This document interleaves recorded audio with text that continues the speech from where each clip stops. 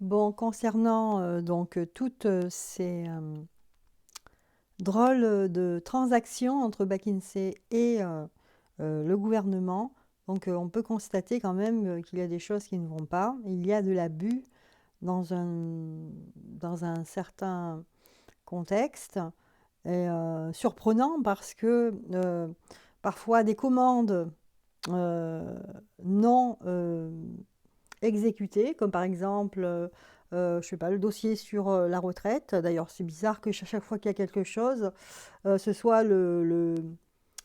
ce conseil en fait qui fasse tout le travail. Un conseil doit être un conseil, il ne doit pas faire exactement ce que on demande à un gouvernement de faire.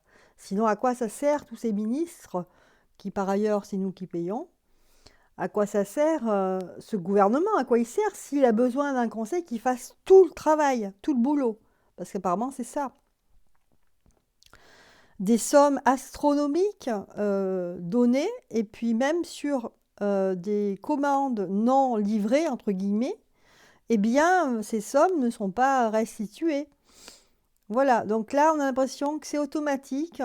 On a l'impression que, je sais pas, j'ai l'impression qu'on donne facilement de l'argent à une société, entre guillemets, qui ne fait pas son travail du tout. Pour la plupart du temps, c'est vide. C'est vide. Alors, est-ce que c'est on se demande, est-ce que c'est réellement une vraie société de conseil ou est-ce que c'est une couverture? Et puis, bon, apparemment, ils ont un siège social aux États-Unis. Donc, est-ce une couverture plutôt euh, d'une organisation de personnes qui se fait passer pour un cabinet de conseil? On a envie de dire ça puisque, bon, alors là, le Sénat, apparemment, bon, a fait une enquête. Il va transmettre ce dossier. Donc, ils attaquent McKinsey par le fait qu'il n'ait pas payé les impôts. Vous savez, c'est l'impôt, parce que quand vous êtes une entreprise, il y a un impôt spécial parce que vous êtes une entreprise. Je ne sais plus comment il s'appelle. Bref, je trouve que c'est quand même minimiser le problème. Pourquoi contourner l'obstacle au lieu de l'affronter? Donc là, il y a un peu comme une hypocrisie de la part euh, du, du Sénat. C'est une hypocrisie, puisqu'on contourne, on va aller les attaquer pour une merdouille. Excusez-moi le terme, mais c'est une merdouille. Par rapport à ce qu'ils font, ils facturent des choses avec des sommes énormissimes pour des fois un travail non fait. Donc là, c'est là le problème, c'est là le drame. Et deuxièmement, pourquoi un gouvernement a besoin de ce soi-disant société, cette soi-disant société de conseil? C'est pas possible. Sinon, à quoi ça sert tous les gens qu'il y a, les secrétaires d'État, les machins, les stagiaires, les ministres, les députés? À quoi ça sert tout ça? Ah, pas grand-chose alors. Alors, je vais poser la question, moi. Est-ce que, bon, on va pas aller, on va pas tourner, nous, on va pas tourner autour du pot, vous voyez. On va aller poser la question. Est-ce que c'est le fond de caisse? Est-ce que cette entreprise est le fond de caisse de l'état profond? On va l'appeler l'état profond. Voilà, comme ça. Est-ce que c'est le fond de caisse de l'état profond? On va regarder déjà dans un premier temps avec euh, la majeure du Travois de Marseille. Allez, j'étais déjà mélangée. Et bon, je vais mélanger un petit peu quand même pour. Est-ce que c'est le fond de caisse de l'état profond? Hein? On a l'impression ici que c'est de l'argent. L'eau, vous savez, c'est comme l'argent, ça transite ici. Ça transite. Alors, la lune, quelque chose de caché, sombre. Tout de suite, vous avez vu, on a le diable direct. Aïe, aïe, aïe, aïe, aïe, aïe, aïe. Donc, en fait, tout ça, c'est pas très, très noble ni honnête. Oh, punaise. Là, on a le pendu. Donc là, ils ont vocation à coincer, à neutraliser, en fait, la France, hein. L'impératrice, ici, c'est la France. Voilà. C'est une organisation donc, qui œuvre. Et ici, aujourd'hui, elle œuvre pour faire circuler l'argent. D'accord? Ici, faire de la division, c'est le diable ici. Donc, tout ce qui est matériel ressort et c'est caché. Évidemment, la lune. Et ce qui ressort là en définitive, dans le futur, ils ont vocation à euh, immobiliser, à bloquer la France.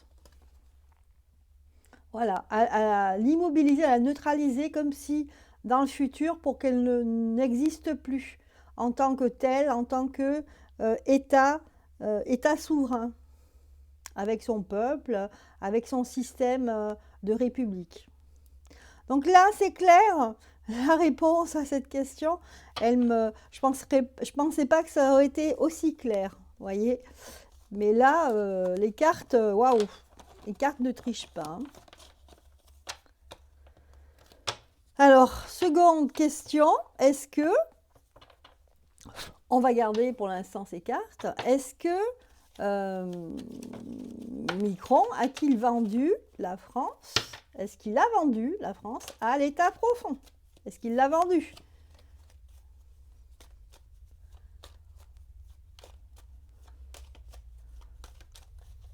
Est-ce qu'il a vendu? Regardez, il l'a plus que vendu, hein, d'accord? Est-ce qu'il a vendu à l'état profond? Oui, hein, il y a eu quand même négociation, voilà, et là, voilà la mission. Voilà la mission. La mission de la personne, de la fin de son nom qui finit pareil, la mission.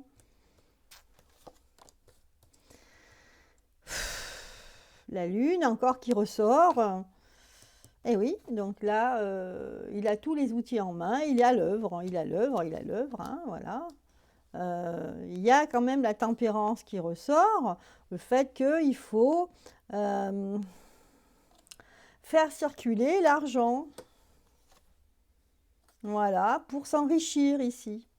Voilà, et après on reverse. Hein, c'est un peu comme si, voilà, on récupère l'argent, on fait fructifier, enfin voilà, on fait tout pour récupérer et après on reverse. On reverse. Vous voyez, là ici on est en profondeur. Donc c'est l'état profond. D'accord? L'état qui est en profondeur, hein, dans la terre. Voilà, bon, ben oui, tout ça coule de source.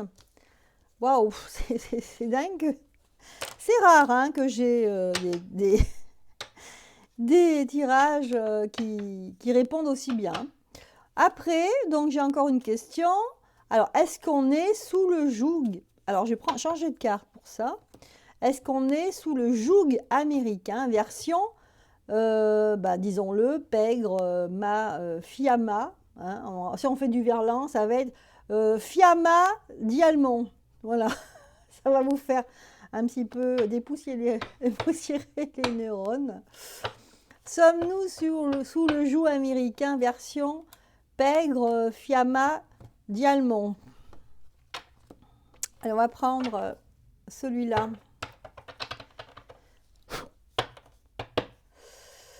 Alors, est-ce qu'on est sous ce joug-là? Donc, joug, J-O-U-G. Hein.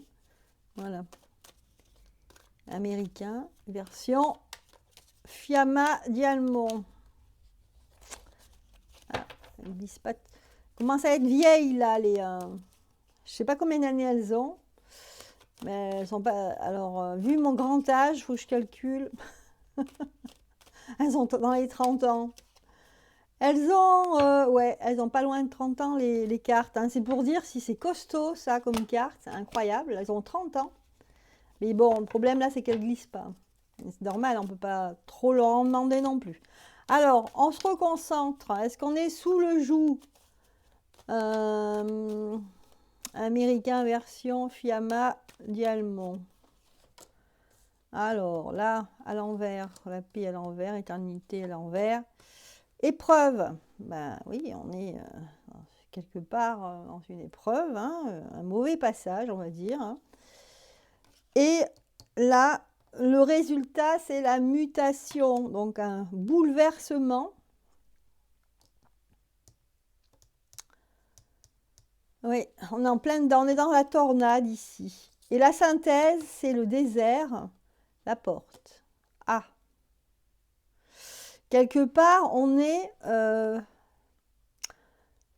face à quelque chose. Voilà, c'est un peu comme si on voulait tout aplanir ici. Et pour envisager une ouverture, une autre voie à prendre.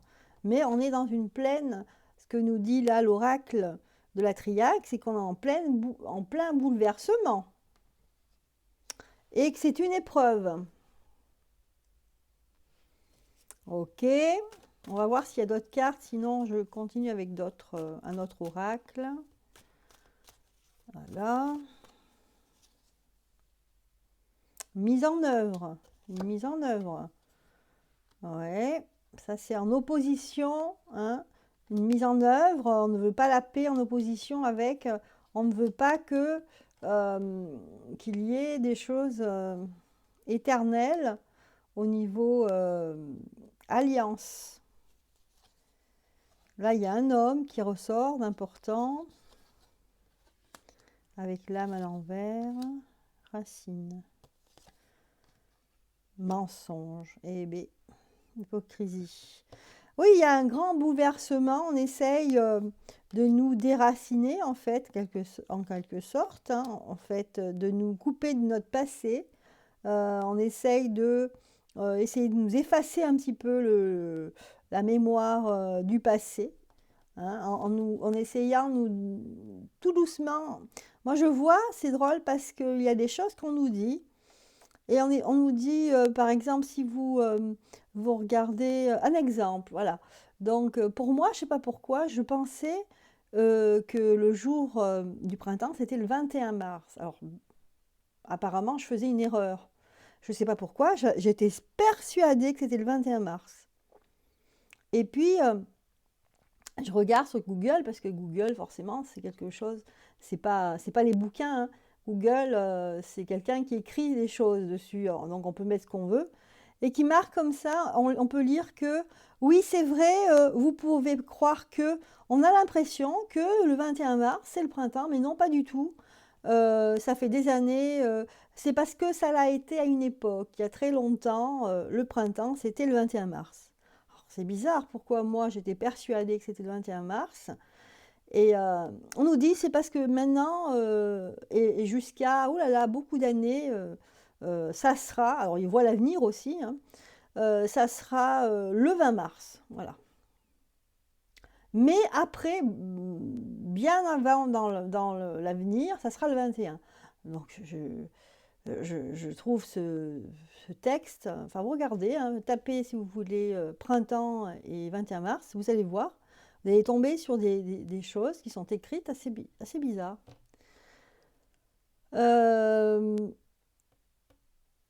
Voilà, donc c'était pour... on dirait que je m'éloigne là, mais pas tellement, pas tant que ça. C'est un peu comme si on essayait de nous mettre des choses dans la tête, et qu'en fait qui sont fausses. Vous voyez? Des choses qu'on invente. Ben là, c'est à peu près la même chose. Pour répondre à la question, ici, on est face à un bouleversement, mais un bouleversement qui concerne tout ce que l'on nous a transmis ici. Hein, tout ce qu'on nous a transmis dans notre façon, notre manière d'être et de vivre, en fait, hein, que ce soit dans la famille ou en société. Et ici, on va vers un mensonge, c'est-à-dire on va nous mentir et nous changer la réalité. C'est un peu ça. Voilà. Et mettre le doute, bien sûr, mettre le doute sur notre manière de vivre. Donc c'est un peu une initiation. On nous On nous formate quelque part, hein, on nous formate sous un autre angle de vue ici. Voilà, c'est assez perturbant là comme jeu, je dois dire. Les énergies là sont perturbantes. Alors, on continue. Donc en fait ici, on nous dit, on nous a expliqué comment, de quelle manière, disons que ça va plus loin que ça. Dans la question, c'était sommes-nous sous le joug américain version Fiamma idéalement. Le jeu là nous a expliqué en gros comment, eh ben, à quelle sauce on allait manger et à être mangé et en fin de compte qu'on était sous une manipulation mondiale. Voilà. Ça va très loin, hein. C'est une manipulation psychologique. En dehors de nous piquer notre pognon, il y a une grosse manipulation. Bon, on a l'impression qu'on est sorti du contexte, mais pas du tout. Tout ça, c'est lié. Hein, apparemment, c'est lié. Hein. Si le jeu nous a montré ça, c'est que c'est lié. Après, il y avait encore une question donc que je me posais. Je me pose beaucoup de questions en fait. Est-ce que le Sénat est complice et joue la comédie? Voilà. Est-ce que le fait qu'on ait des sénateurs, le Sénat, des instances comme ça, comme aussi l'Assemblée nationale, quoi, le Parlement, les députés, est-ce que tout ça, ce ne sont pas des pions aujourd'hui? Est-ce que ça veut dire quelque chose encore? Est-ce que ça signifie? Parce que normalement, c'est censé nous représenter, nous, le peuple. Et dans le fait réel, eh bien, on voit bien que ça ne nous représente pas du tout. Alors je me demande, voilà, est-ce que le Sénat est complice de tout ça et joue la comédie pour faire croire qu'ils font quelque chose, qu'ils essayent de faire, voilà, ils disent, voilà, on va emmener ces gens-là devant la justice, mais pour des broutilles, vous voyez, pas réellement pour la vraie cause. Allez, je reviens avec celle-ci. Est-ce que le Sénat est complice et joue la comédie? Donc, des cartes effectives, ou alors, si c'est faux, s'ils ne sont pas complices, des choses qui tranchent. On va voir.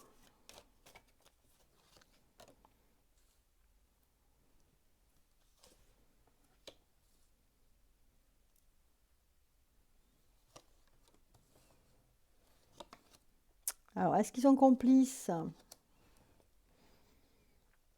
Alors, ici, on nous dit que effectivement, ils entreprennent quelque chose, mais la carte est à l'envers. C'est-à-dire que c'est un peu une manière de dire, eh ben, ils entreprennent, ils font une démarche pour la justice, mais c'est tiède comme carte, puisqu'elle serait comme ça, on dira, ah oui, d'accord, non, non, ils jouent pas le rôle, ils sont pas complices, hein, ils font leur travail, ils y vont, hein, d'accord? Que là, c'est tiède, c'est-à-dire qu'ils y vont tranquillou, hein, ils y vont un petit peu pour montrer que c'est leur travail, mais voilà, ils font attention. Hein. Il y a quand même la papesse, celle qui sait, celle qui dit les textes de loi, celle qui dit les textes anciens, il y a quand même quelque chose qui est solide, on va dire, dans le Sénat, ici. On nous dit quand même qu'il y a, dans le Sénat, il y a quand même une histoire derrière. Ok? Ça ressort quand même. Donc, ils se fient quand même à leur déontologie, entre guillemets. Mais, quelque part, c'est à retourner. Donc, ils y vont sur la pointe des pieds. On le voit ici. Donc, j'ai l'impression, alors, pour répondre ici, moi, ce que je comprends, c'est que non, ils ne sont pas complices, mais ils jouent un peu la comédie. Parce que ils savent pas où ils vont, ils ont peur qu'il leur arrive des problèmes, quoi. Hein.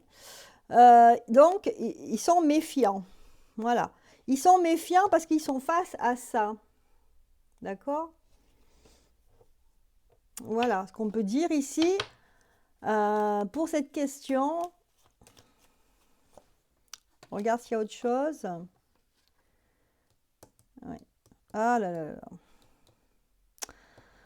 Ouais, parce qu'en fait, on a l'impression quand même que la France, là, elle est tombée, hein, parce que la France, elle est tombée déjà, sous le joug.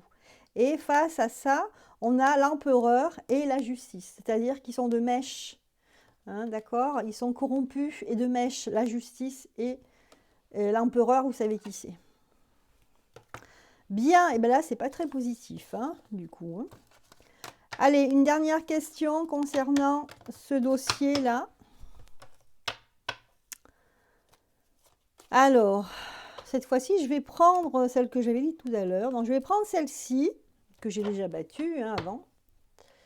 Alors, c'est l'oracle du soleil.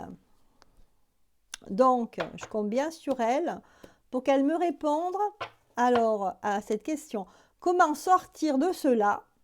Hein, voilà, parce qu'après, arrive à un moment donné, c'est bien beau de dire ah oui, oui, mais bon, comment faire? Comment sortir de cela?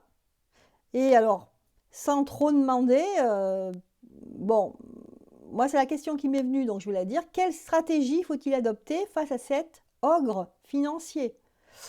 Alors après, les cartes, je ne sais pas si elles vont me répondre réellement. Une stratégie, c'est un bien grand mot, c'est compliqué. Mais en tout cas, quel sens donner, vers quoi aller, vers quoi, quelle nuance il faut adopter pour faire face et lutter contre cet ogre financier. Que faut-il faire?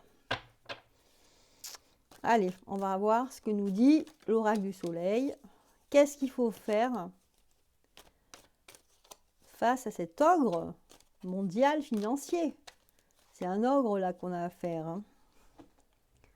Là, on parle de discrimination. Bon, on va continuer, on va voir ce que ça donne. La notoriété à l'envers. La rébellion. Voilà, ça ne m'étonne pas. Le détachement. Bien. La défense. Waouh. Charité. Des cartes très fortes ici. Hein. On a ces deux cartes ensemble. Alors, bon, on va les mettre l'une à côté de l'autre. Hein. C'est le risque et la manipulation ensemble ici. Donc, on va les écarter un peu. Je ne sais pas si on va bien les voir. Donc, celles-ci, elles vont sous la rébellion. Si on voit bien. Je peux encore les écarter, là. D'accord. Voilà. Et la dernière carte, qui est la polyvalence, qui est sous le détachement. Donc là, la stratégie à suivre, hein, enfin le combat qu'il faudrait, c'est ici, on a la discrimination sur la défense, sur la non-défense. C'est-à-dire qu'ici, comme on a la défense, c'est-à-dire que ici, ce qui se passe, c'est que il y a une discrimination qui est voulue. Et en fait, il faudrait bloquer cela. Il faut faire des actions, il faut se défendre en tant que tel. Parce que la discrimination, elle va être encore plus marquée. Donc voilà ce que nous dit déjà, pour commencer, l'oracle du soleil. Ensuite, on a la notoriété qui est renversée. Et on a la charité qui ressort ici. Oui. Donc la notoriété renversée, elle est sur la charité. Donc ici, on nous dit, voilà, quelle stratégie? Voilà, eh bien, il faut être dans la stratégie de renverser cette notoriété.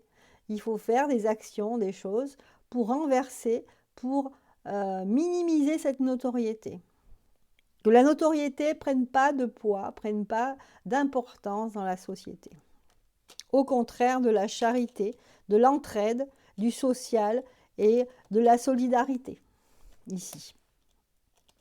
Ensuite, on a la rébellion. La rébellion qui est retournée. Et cette rébellion, elle est sur le risque et la manipulation. Donc, il faut absolument continuer à se rebeller, alors sous diverses formes, hein, parce que, voilà, elle chapeaute, elle est au-dessus du risque et de la manipulation. Je vais vous les mettre à l'endroit pour que vous voyez bien. Mais là, on parle bien de risque et de manipulation. Voyez? Donc, se rebeller par rapport à ce risque, c'est une prise de risque, mais Non, en fait, c'est un risque d'être manipulé, voilà. Et donc, il faut se rebeller pour ce risque, pour le fait qu'on soit facilement vulnérable. Donc, il faut se rebeller en faisant peut-être des actions, en dénonçant, en fait, en dénonçant des choses qui ne vont pas. Donc, tout ça, c'est des petites choses dans la société qui peuvent changer les choses. Hein. Chaque petite chose, et ensuite, ça fait beaucoup de choses. Hein. Beaucoup de choses, si elles sont réunies, ça peut faire basculer les choses. Ça peut changer. Surtout changer le mental dans la tête des gens, parce que les gens sont très manipulables, sont très influençables. Et enfin, on a le détachement qui est retourné sur la polyvalence, c'est-à-dire que qu'il ne faut pas se détacher par rapport à ça, par rapport au fait que on nous demande de faire tout et n'importe quoi. Que ici, il faut considérer d'une manière très importante la manière qu'on a de nous demander tout et n'importe quoi, c'est-à-dire qu'on a l'impression qu'on est capable de faire des triples axels quand on nous demande de nous payer des impôts à telle date ou changer des lois. On a l'impression que certaines personnes se ruent. Hein. C'est comme ces gens, on leur dit, bah, écoutez, il faut absolument vous faire tester parce que sinon, je sais pas, vous faire tester parce que sinon c'est dramatique, je sais pas quoi. Et après le lendemain, moi je l'ai vu, eh ben, j'ai vu une file d'attente devant une pharmacie hein, qui faisait dans les 30 mètres de long. Donc c'est incroyable, mais c'est ça en fait. Donc donner de l'importance à ça et c'est important de se dire, faut pas se détacher de ça, de fait qu'il y ait des gens qui arrivent à se faire manipuler. Hein. Et pour justement qu'ils soient moins dépendants de cette influence, euh, dénoncer ce qui ne va pas. Voilà le jeu ici. Hein. Euh, L'oracle du soleil à sa manière nous montre en fait ce qui est important à faire et à mettre en valeur, à faire ressortir dans la société. Que tout ça, c'est ce qu'il faut défendre pour lutter contre ces manipulations hein, de groupements de personnes. Eh bien voilà, j'ai répondu à quelques questions que je trouvais qui étaient pertinentes concernant ce dossier Kinsémac. On va faire du verlan aujourd'hui. En tout cas, j'espère que ça vous aura intéressé, du moins, au moins, j'espère que je vous aurai émis quelques notions ou d'idées différentes dans votre conscient, en fait, hein, parce que là, maintenant, on n'est plus dans l'inconscient, mais dans le conscient, hein, parce qu'il faut, c'est ici et maintenant hein, qu'il faut agir, que ce soit de manière intellectuelle ou physique, en tout cas, il faut agir, parce que là, on est sous l'emprise de quelque chose d'autre, et on n'est plus du tout souverain. Voilà, je vous laisse avec ces dernières cartes. Je vous souhaite une excellente journée et semaine. Voilà, je vous dis à très bientôt. Je vous embrasse. N'oubliez pas de mettre des petits pouces. Bye.